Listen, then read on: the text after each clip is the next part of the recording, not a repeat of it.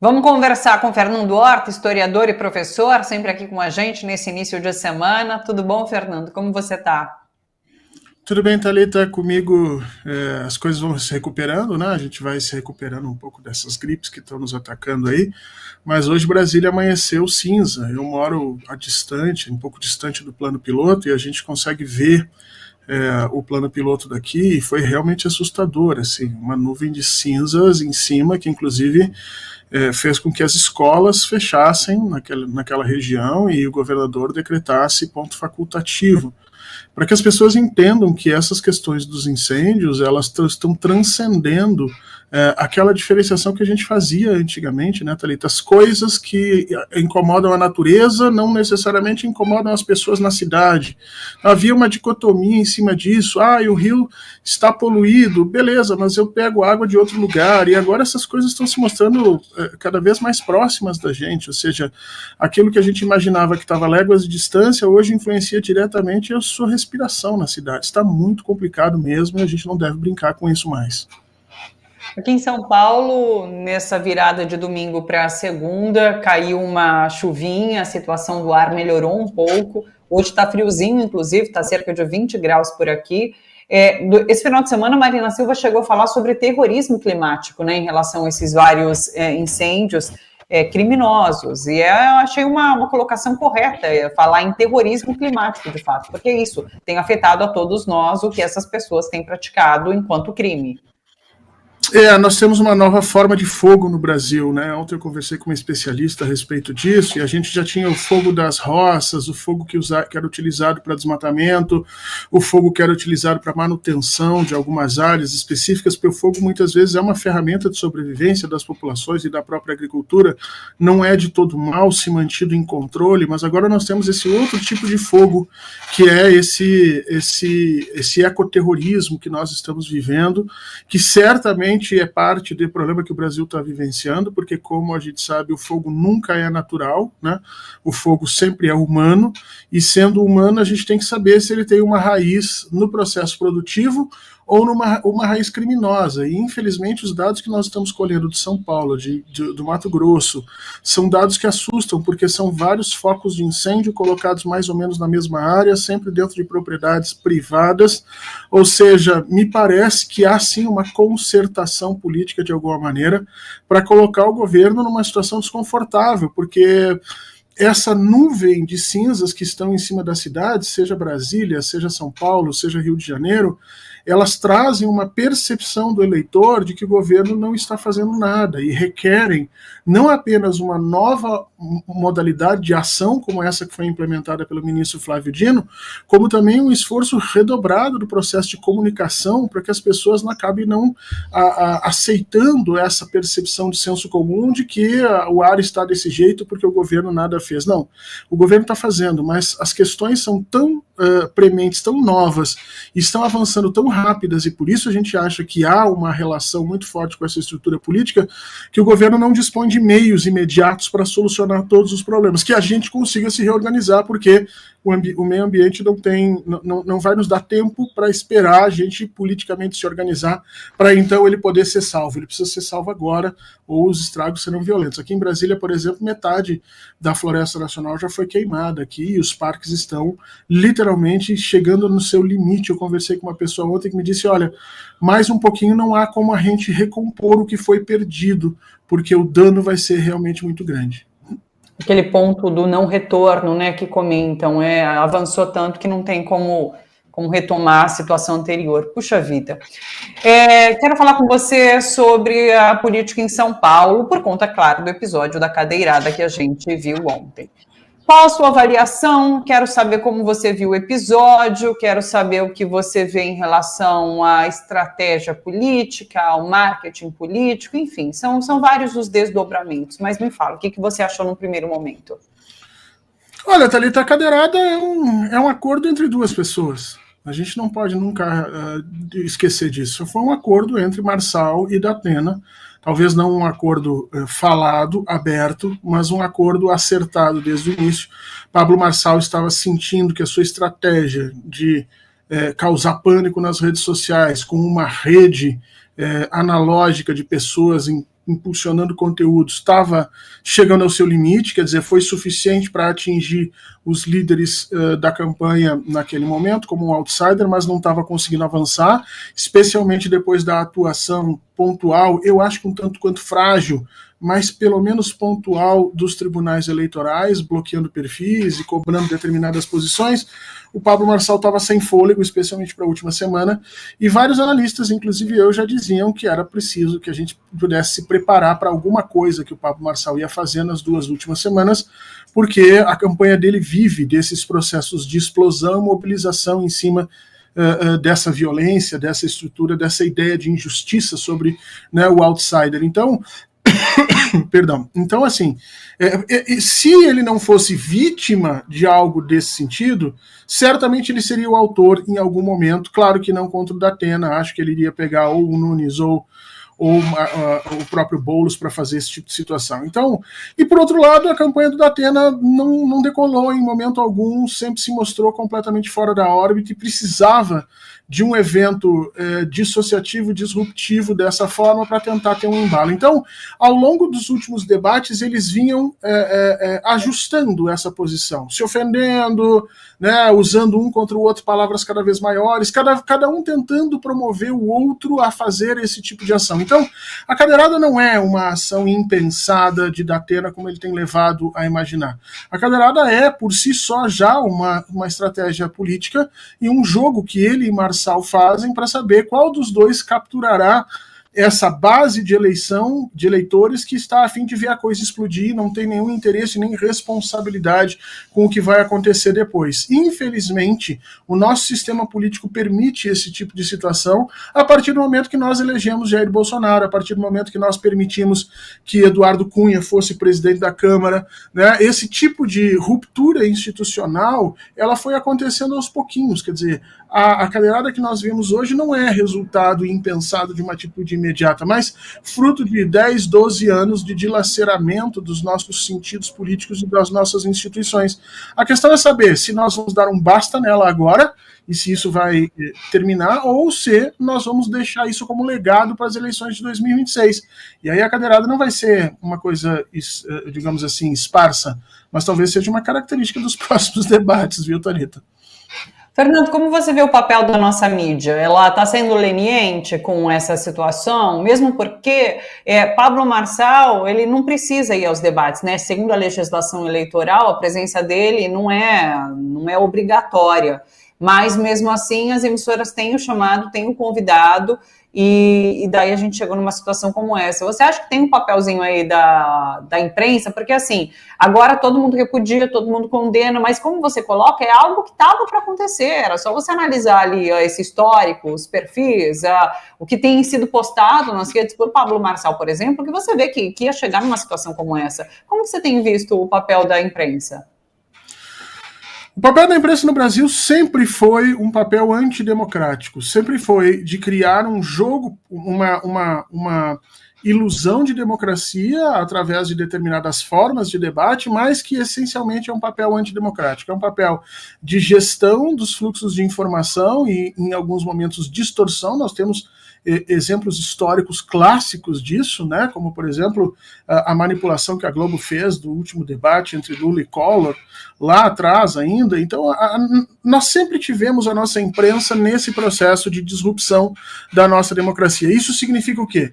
Isso significa manipular os fluxos de comunicação de tal sorte a fazer mais evidente, aliás, mais capacidade de comunicação para aqueles candidatos que se colocam contra os interesses da maioria da população. Então, a gente viu isso claramente ao longo de todo o tempo e não vai ser agora que vai mudar. Por que Pablo Marçal está sendo inflado o tempo inteiro?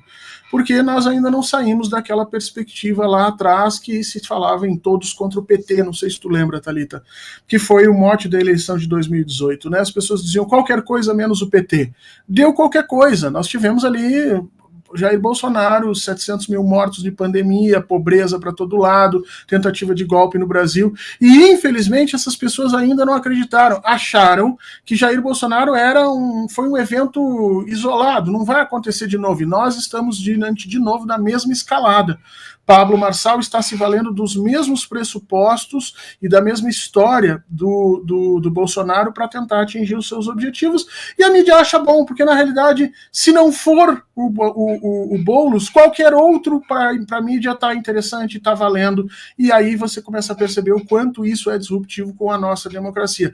É preciso que a gente tenha algum cuidado com isso ali adiante, Thalita. Eu tenho falado muito que nós devemos começar a pensar seriamente no financiamento público de campanha, porque no financiamento público de campanha todos os candidatos terão acesso a rigorosamente os mesmos valores, e, portanto, Pablo Marçal não teria condições de fazer essa caminhada externa disruptiva que ele está fazendo, porque ou você entra na política já com tempo, por meio de movimento social, partido político, e tem um trabalho dentro dessa percepção, ou você não chega simplesmente do nada e pede um espaço para se eleger candidato, ou muitas vezes para se eleger senador, deputado, como a gente vai ver aí.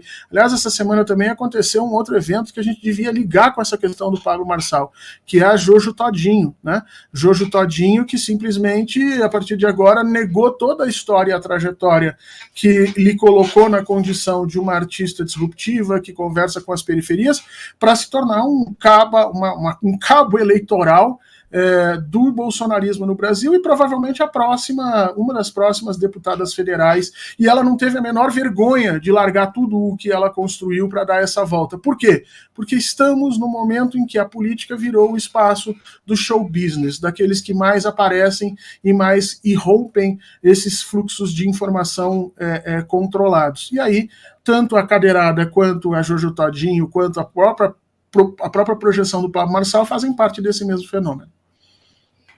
A gente ainda vai ter as pesquisas eleitorais essa semana, né? São várias, inclusive, saindo a partir de amanhã. Estava até aqui aberto, deixa eu ver. Amanhã tem Veritá, Real Time, Big Data. Depois a gente tem na quinta-feira Vox e Quest. E depois na Datafolha na sexta-feira. 19 é sexta? Né? Não, é quinta. Peraí. 19 é quinta, Datafolha quinta, Instituto Paraná quinta, na verdade, Quest sai na quarta, dia 18, junto com a Vox. Você acha que alguém sai ganhando desse episódio? Provavelmente da Atena pode ter aí um avanço por conta do comportamento que teve, Pablo Marçal possa cair também por conta do comportamento, e daí eu quero chamar atenção para o pós-cadeirada. E daí eu queria uma avaliação também, porque eu fiquei achando que, do ponto de vista do marketing político, Marçal perdeu muito ao escolher por essa narrativa de vitimismo, né? Ele foi parar no hospital, ele foi para o hospital de ambulância, foi internado numa UTI, para depois ser constatado ali que ele não teve nada, né? O próprio laudo do boletim, o boletim médico ali, diz que ele não teve nada. Mas pegou muito mal aquelas imagens que foram essa, né? Que é um médico falando logo que ele chega internado, que ele não tem nada, que ele talvez tenha ali uma linhazinha de fratura, isso não foi comprovado depois pelo laudo médico, e pegou muito mal as imagens da ambulância, que ele aparece ali com o respirador e muito mal, a bolinha de papel do Serra, né? E eu achei que isso pegou muito mal para ele, que vai ser negativo, inclusive, para a candidatura dele. Como que você viu? Passou do limite, né, Thalita? Passou do limite. A gente tem uma coisa entre a narrativa e a realidade, né? Quem estuda teatro, quem estuda literatura, sabe que existe uma coisa chamada verossimilhança, né? Verossimilhança é aquela propriedade que determinadas narrativas têm de se fazerem entender como possíveis, dado um determinado contexto de realidade, né? Então, quando você tem a ruptura dessa noção de verossimilhança, a narrativa ela dispara para o sentido da fantasia. E quando ela vai para o sentido da fantasia, ela deixa de fazer efeito dentro da estrutura política de forma imediata. Veja que no caso do Bolsonaro, Bolsonaro, nunca entrou nesse campo, vamos dizer assim, da construção da mentira, né? Todas as vezes foram agentes externos que usaram as imagens dele, né? Então eram os filhos que apareciam chorando, os filhos sentindo. Então os filhos podem até ter sido levados a sentir aquele desespero todo porque não tinham as informações. Mas o Bolsonaro não. O Bolsonaro sempre se colocou como o guerreiro ferido, aquele que foi atacado, mas que estou aqui para repor. O Marçal não.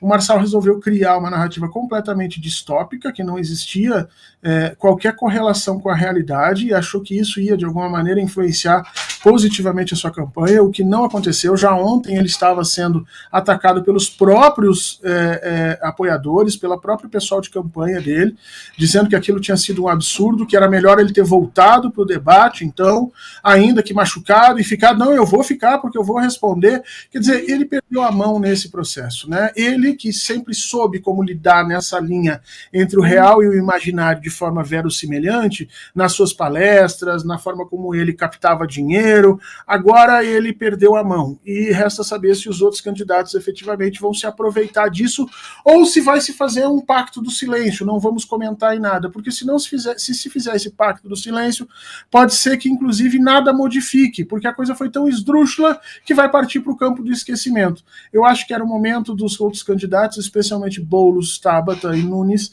entrarem mais em cima disso, né, cobrando do Pablo Marçal explicações sobre o que aconteceu e sobre o teatro e a pantomima que tinha acontecido na ambulância. Verossimilhança, acho que ficou muito claro que o teatro produzido não tinha nenhuma correlação com a realidade. E aí abre-se uma ferida em toda a narrativa do Marçal, porque até onde ele estava fazendo esse papel? Desde quando ele participa dessas situações? Talvez essa não seja uma discussão que o Marçal queira que se inicie. Esse vídeo da ambulância é muito piada, né? Olha esse tom de dramaticidade, pega a rua e todo mundo correndo, e ele ali com o respirador, um monte de... Gente, é uma piada, é um teatro, realmente. Parece que tinha tomado 2 tiros, né? Foi pior do que o José Serra, como você lembrou. O José Serra ainda foi mais contido. Exatamente, ele fez um ai ali, parou por ali, né? Mas olha isso, gente, pelo amor de Deus. Fernando, ponto da semana, ponto alto da semana, para onde devemos olhar, seja no cenário nacional ou internacional, que você destaca? Olha, o cenário internacional é o que a gente está vendo aqui, mais um atentado, suposto atentado contra Donald Trump. Parece que ele vai de atentado em atentado até o princípio eleitoral. Há uma discussão séria hoje se ele vai ou não participar dos próximos debates. Ele já teria avisado que não tem interesse em debater com Kamala Harris. A Kamala Harris veio a público dizer que está disposta daqui a mais 15 dias, 20 dias, 30 dias a fazer outro debate. Claramente ela, como advogada de sucesso, vice-presidenta, deixou nesse debate anterior aparecer as qualidades as qualidades da própria profissão dela mais efetivas. Então o Donald Trump não tem chance nessa situação, e a campanha tenta evitar, né, que outro debate tenha um resultado tão desastroso nisso. Agora, o que nós temos visto é que todas as pesquisas estão dando já uma vantagem considerável para a Kamala Harris. A questão, Thalita, que a gente tem que ficar de olho é que, lembra que no ano passado as pesquisas estavam com dificuldade de captar o voto da direita? Lembra que nós chegamos a ver isso dentro do Brasil, o susto que nós levávamos toda vez que abria as urnas, você tinha ali 3, 4, 5, 6% a mais que não tinham sido captados, né?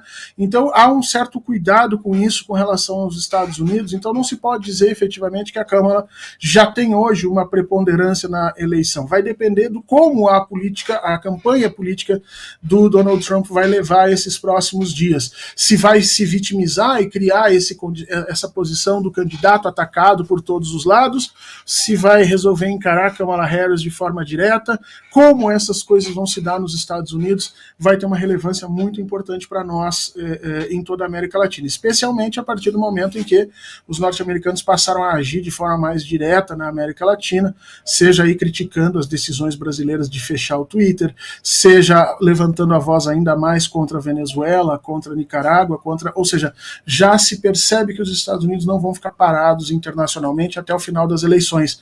Portanto, talvez essa movimentação na próxima semana nos dê uma indicação de como essa política externa vai se reorganizar, pelo menos até lá. E a gente tem cobrado o Trump, né? Eu digo, os próprios americanos precisam cobrar do Trump informações mais efetivas, porque essa história de a cada semana declarar que foi alvo de atentado começa a ficar complicado, né? Nacional, quer destacar alguma coisa? Nacional, a gente tem essa reorganização que está sendo feita agora na questão climática, né? Uma decisão do presidente Lula, que era uma promessa de campanha, a autoridade climática que ele tinha colocado, e que foi colocado abaixo na época em que o Lira desfez toda a organização do executivo. Lembra disso? Lá no início ainda de 2023, que houve uma votação em que ele desmontou praticamente todos os ministérios que o presidente tinha colocado, ali estava, junto para o Congresso analisar, a criação da autoridade climática, que teria essa condição de modular tanto os esforços para a proteção do clima, quanto efetivamente as propostas, né, de desenvolvimento que infringissem questões climáticas essenciais. Isso não foi passado pelo Congresso e agora parece que Executivo e Judiciário forçaram a barra para que isso viesse à tona, porque o Brasil está numa situação insustentável. Então, nós vamos ter que ver como é que o Legislativo brasileiro vai atuar nisso. Choca a gente de perceber que dentro do nosso desenho político, o judiciário era para ser o poder mais conservador e o legislativo o poder mais progressista, mas está acontecendo o contrário. O STF precisa começar a tomar decisões para modificar as coisas e atender aos interesses e às necessidades mais imediatas, enquanto o nosso legislativo segue discutindo bobagens como anistia aqui e acolá ou emendas obrigatórias, né, que tem que ser pagas pelo Executivo. Ou seja, como é que o parlamento vai se manifestar com respeito à crise climática é a grande questão dessa semana no Brasil. A gente vai continuar discutindo crise climática, queimadas aqui durante essa semana, porque não vai ser algo que vai chegar ao fim tão prontamente assim. Fernando, sempre bom começar a semana com você, muito obrigada, tenha uma ótima semana por aí, um beijo grande e até segunda-feira.